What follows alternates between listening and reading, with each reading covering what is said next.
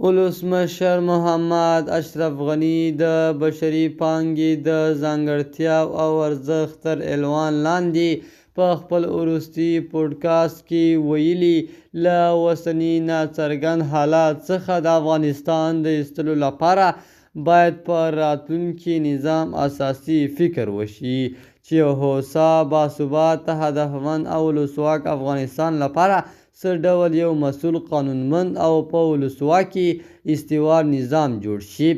د ښاغلي غني په وینا دغسې لوی مسایل د ټولو ګډون غواړي، خو حتمي نه ده چې د وطنوالو له شک او تور سره مخ کسان دې هم په دغسې صلاح او مشورو کې ښکېل شي. دا یو ملي بحث غواړي.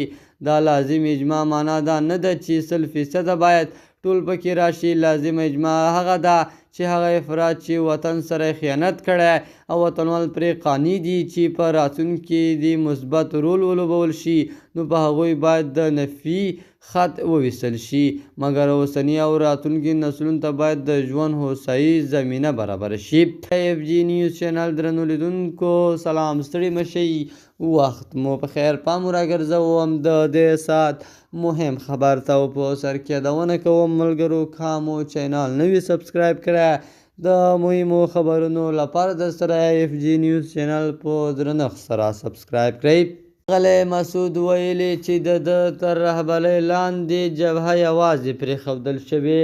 د هغه په وینا موږ د ترهګرۍ پر ضد یوې نړیوالې جګړې کې مبارزه کوو.